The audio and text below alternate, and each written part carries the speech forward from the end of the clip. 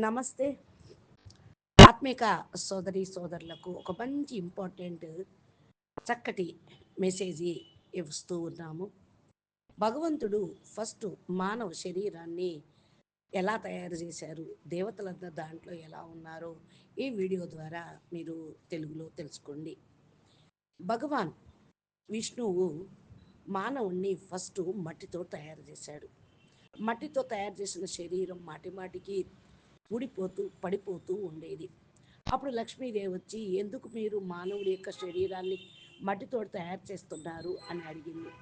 ఇది పడిపోతూ ఉంది, ముక్కలు ముక్కలు అవుతుంది అన్నాడు.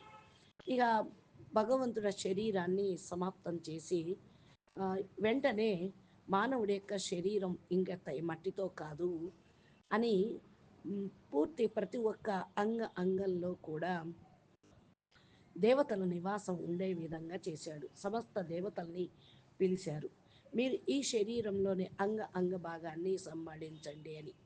అప్పుడు సూర్యదేవుడు, నేను కళ్ళల్లో ఉండి వెలుగును ఇస్తాను అన్నాడు.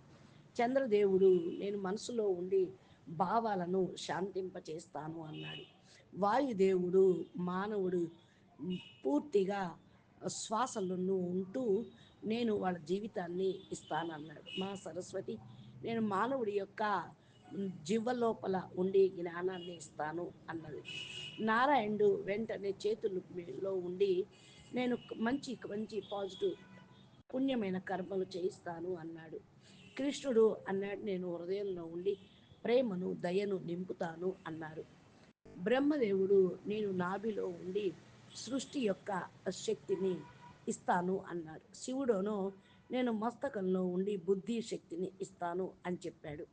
ఈ విధంగా మానవుడి యొక్క శరీరంలోని ప్రతి ఒక్క అంగంలో దేవతలు నివాసం ఉండటం ప్రారంభించాడు. అప్పుడు మానవుడి యొక్క శరీరం పూర్తిగా సంపూర్ణంగా తయారైంది. ఏ అవయము ఎప్పటికీ తెగిపోలేదు. కనుక మరి మానవ శరీరం కేవలం శరీరం కాదు, దేవతల యొక్క నిలయము అని గుర్తించండి. ఇది భగవంతుడి సేవకు అంకితం చేయాల్సినటువంటి శరీరము అని గుర్తించండి అని సందేశం అందిస్తూ ఉన్నాము.